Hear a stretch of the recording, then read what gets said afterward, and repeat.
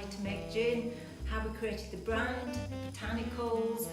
Obviously we're going to taste some gin with you this evening, and then we're going to have a little look in the distillery downstairs. Yeah, we'll try and sort of dispel some of the myth about the gin making and what we do. It's not particularly difficult. There are some difficult parts about it, but it's not really as difficult as everybody thinks. If you've got the right machinery and the right know-how, you know, as you can see, most people can do it. But it is quite good fun, I must admit. Quite a simple story really. We were at a party, a July the 4th party at a friend's house, and she said that her brother was investing in a gin distillery in California. After one too many drinks, Ray turned to me and said, we're doing that. We're having a go at that. Clearly I thought it'd never be mentioned again, said top my glass up, and that was that. However, the next She wasn't morning, as polite as that when she said it though. There was a few expletives in there about not being stupid and who do I think I am and all that kind of stuff. But you know, it was 12 months, sort of 12 months afterwards, after plotting and planning and thinking about it, trying to figure out what to do. There was no gin schools around in those days, because we're talking probably, that'd be 5 years ago now. 2014. Yeah, 2014. Yeah, 6 years ago, so the first idea came about for us. First year kind of plotting and planning, looking at what to do and how to do it. Second year gaining licenses, trying to source stills and things like that. And then a year developing flavours. So it wasn't a 5-minute job. It took us 36 attempts at a recipe before we got anywhere near what we wanted to be. And there's a little bit of a story behind that, which we can tell you a little bit later as well. But it's been a good journey. It's been a very eventful journey. Would I do it again? I'm not so sure. But would I recommend somebody to do it? I'm not quite sure about that either.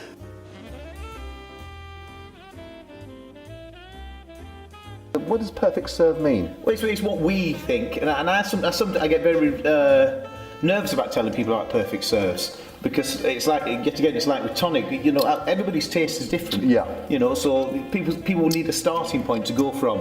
So we say pink grape. We actually don't, and we'll go for strawberry. We'll go for something else. You know, there's certain things that I think don't work. Yeah. Which will steer people away from.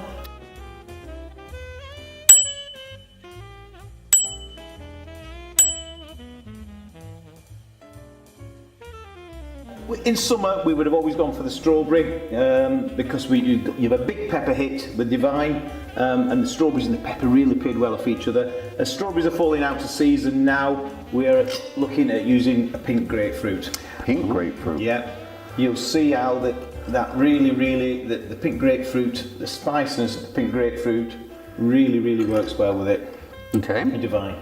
We spent a lot of time, we went through all sorts of different garnishes, but I think you'll find we always go back to this. Okay, so we're using the Mediterranean tonic still? Yeah, still the Mediterranean. Yeah, we're keeping that the same. So the garnish, there's only one thing changing, but as soon as this starts penetrating into the spirit, you'll really taste the difference. How long do you have to wait for it to penetrate? 30 seconds. Is there a big, because not everyone can get pink grapefruit, so is there much difference between a normal grapefruit? Yes, a big difference. Is there? Yes, a big difference. Tell me more. Yeah, this is better. Is it? Okay. What, more subtle or? Yeah, it's a lot more full of flavour. A lot more flavour. The normal grapefruit disappears. Okay, so the gin power's way over the top of it. You're not doing it for diversity reasons. No. Let's get to it. Gin. Gin. Yeah.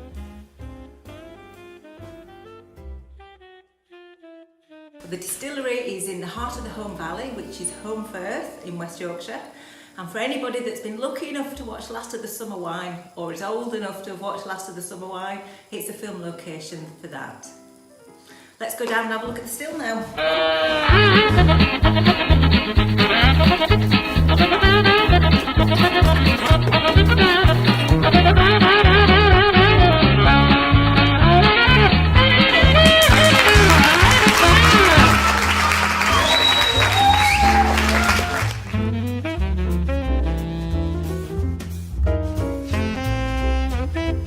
Here we are downstairs in the distillery. This is where the magic happens, supposedly.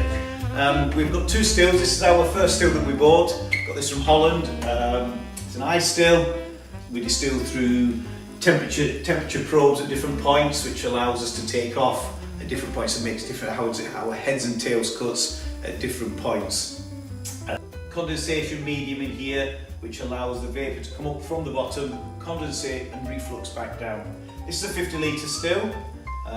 This one is called Francis, after Rachel's dad and my mum. Not forgive us. But I was coming home every night having to redistill, selling it the following day, redistilling, selling, and I thought this isn't the way to go.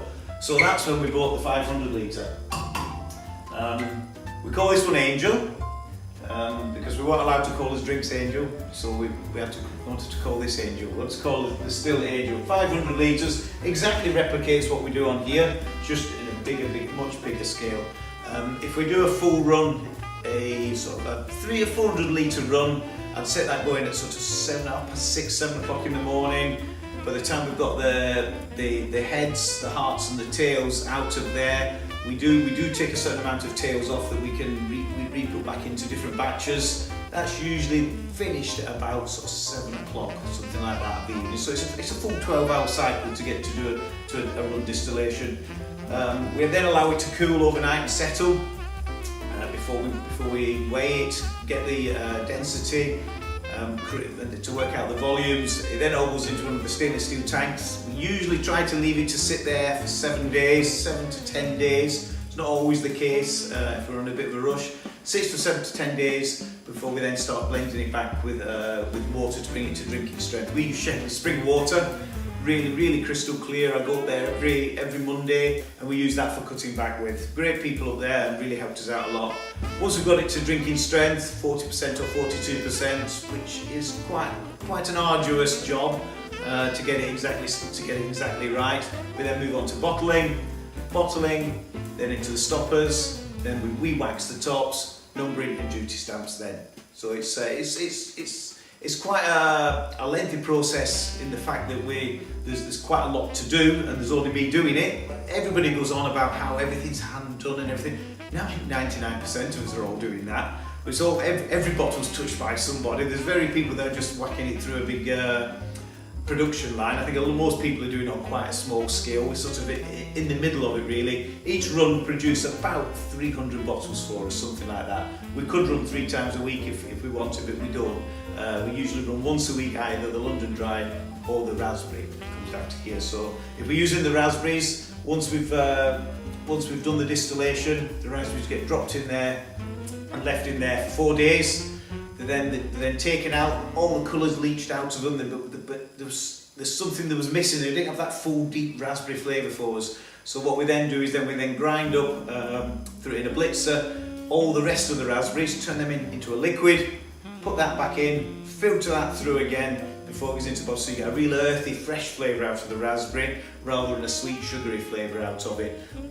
We do add a little bit of honey in there as well to give it a little bit of sweetness, but the majority of the flavour is a deep earthy freshness that comes out of the raspberries for us. So that all goes through the same system, but there's an extra filtration process in there to take out any excess raspberry that's in there. Right, here we are where we do the bottling. We've come from the stills over there, gone into the stainless steel containers here where they've sat for 7 to 10 days, all been blended back with the raspberries or whatever we're deciding to do next year. So we then go, it's been filtered again, so to get the raspberries, but this is the final filtering process before it goes into the bottles. It's all done on a vacuum, so there's no actual mechanical movements in there. And then we can fill 4 bottles at a time. We don't fill 4 bottles at a time because I ain't got 4 arms. So it's usually a case of 2 bottles. So we're kind of 2 on, 2 off kind of thing. And then we then move on to the table here where it sort of moves around in the process. We've tried to make everything here kind of work in a clockwise environment so that all the raw products are coming in over there to distilling, to blending, to bottling, to stoppers, around to the numbering and duty stamps and waxing and sealing as we move around there, and then out the same door that they came in. So it's not, we've tried to streamline it so that only one person can do it, and that's either me, and if I get in a rush, the lovely Rachel comes to help me as well. She's still behind the camera.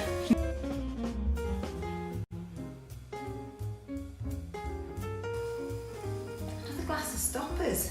What Ray does with them? Hi guys. hard times at the minute, so what I'll do is I thought I'd show you around a little bit around how we make the divine gin and how we actually get it from the raw materials into the bottle. So what we're doing today is we're planting a couple of bottles for you.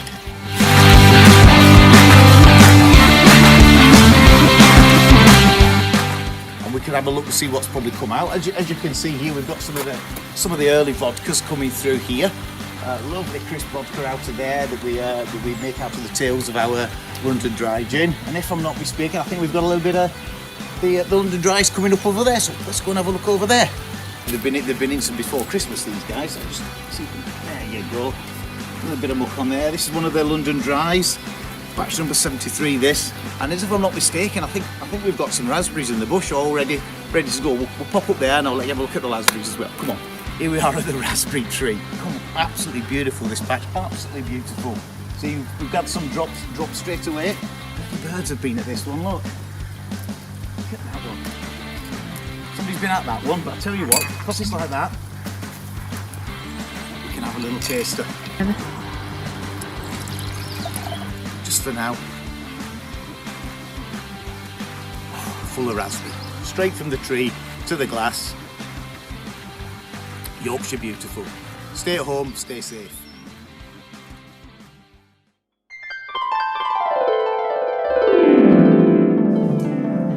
That explains it. Time well spent. Cheers.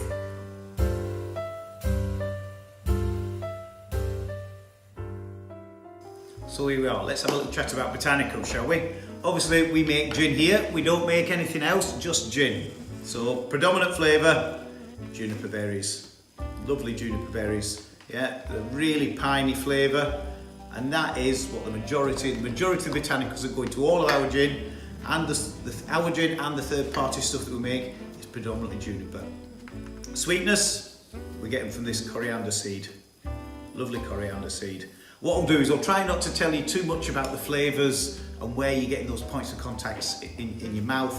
We'll do that in the tasting. So if you can piece together what we've got here with the different botanicals, we'll be able to sit down and have a look at where they're hitting the different flavour points in your mouth all the way through the experience. So we've got juniper, coriander. Lovely, I think it's Bulgarian coriander. We are going on to English coriander, slightly more expensive, but we are going to switch on to English coriander. Cassia bark. Lovely. In India, I was speaking to some Indian friends of ours. Over there, it's called the poor man's cinnamon. Very, very similar taste. Angelica root. I sometimes forget all these. Angelica root. A little bit of orange peel.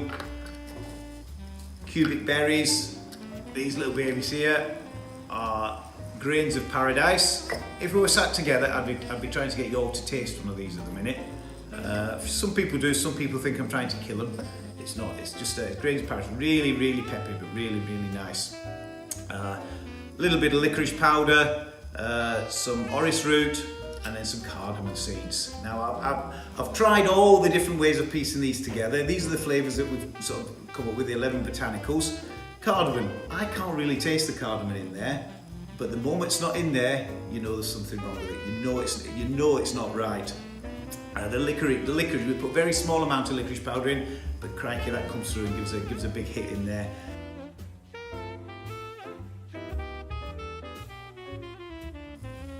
Once you've got your recipe, you then need your brand, which turns out to be the hard part. At least it's the hard part. So anyway. Making gin actually does end up being the easy part. Creating a brand and getting it out there and convincing people like yourselves to buy it, that's the hard part. We started off, if anybody met us at the beginning, back in 2016, we started off with the Angel brand, and then obviously we're here now, which is what you might recognise.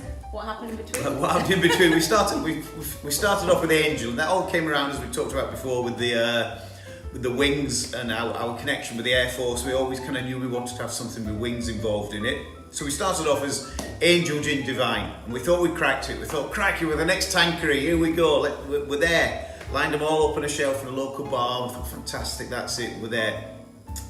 Went for trademarking then, and actually realised that there's a brand in America called Angel's Envy, a Kentucky bourbon, that's already got a brand with an A on it and some wings on it, and you can see the similarities, and I would probably be a bit annoyed if I was there. But they didn't create. They just sent an email when we put the trademarking in, saying that we've recognised that you've put this in. We aren't moving forward with anything, but we're just keeping an eye on it. And I thought, well, look at that, it don't matter, does it? We'll be all right. Looked a little bit deeper into them, and they were owned by Bacardi. So at that time, a little company in Home Firth doing 35 bottles a week, and thought to ourselves, we best not take Bacardi on at this very moment. So then we had to have a change, we had to have a think about it. So we're always called Angel Gin Divine. So I spoke to the guy who helps us do our design work, and we thought, right, let's drop the Angel, because it seems that Bacardi owned it in the spirits world, and I think Robbie Williams owns it in everything else. Let's move on a little bit further, and we'll drop the Angel, and we'll go with the D for Divine. So we had the D design bespoke. Instead of the wings being straightened down, we crossed them over a little bit to change the design a little bit. So we came out with a D for Divine and changed the bottle. We were getting these bottles from France. They suddenly became very difficult and very hard to get hold of. Obviously, we weren't buying them in great numbers at that stage. So we went to a company in Leeds, trying to keep it as Yorkshire as we could, and we ended up in this bottle here with them, which they supply as fantastic allied glass. Start off with a copper D on the front to sort of tie in the copperness of the stills, but then we kind of realised we weren't all copper, we weren't going down that road, so we thought, right, let's have a little think about it again. Let's evolve. The brand's got to evolve, got to move on slightly. You think right at the beginning you've cracked it, but actually there's an evolution of things, of how things move on. So we then realised we wanted to take it to go a little bit more prestige. So we wanted all the branding printed on. And things happen I'm a big believer in things happen for a reason. So we went to our lights and said, we want to print our bottles. Which you have to buy in some substantial numbers to get any sort of pricing on it. And they couldn't do copper. The copper was cracking, it wasn't working, so we had a little think about it. And we always had this gold in mind as well, so that's when we decided we'd change the D to a gold D. We went to waxing, we've waxed the tops, we've put sleeves over the top, but I think we've gone back to the D, the gold on the top now, and I think we'll probably stick with that with the wax on the top. So we're now set with that. So we went from Angel to Copper D to Gold D, and then you never know where we go. And if you buy the London Dry, you'll always find an A imprinted in the wax on the top, and that's just a little nod back to the Angel days. Some people know it, some people don't. Creates a conversation, but that's how we ended up with the D, the wings, the Gold D, not the A. 2020 is certainly going to be a year to remember, and we all need a little bit of escapism at the moment. So Adam has created an original lockdown cocktail, which is a cheeky Divine ripple for us, and we're going to head down over and visit him down in Cheltenham now to see how Adam and Gaz have created it. Come and join us.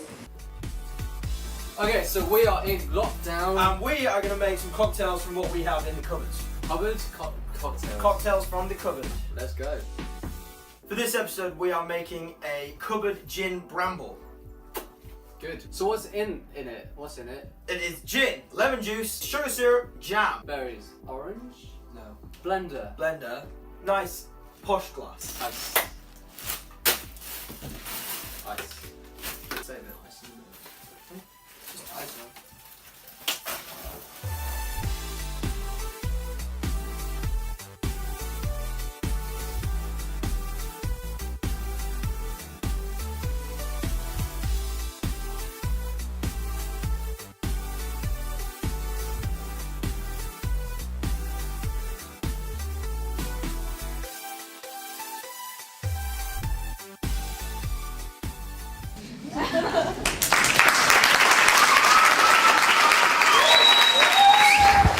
Drink responsibly, drink well, drink Divine.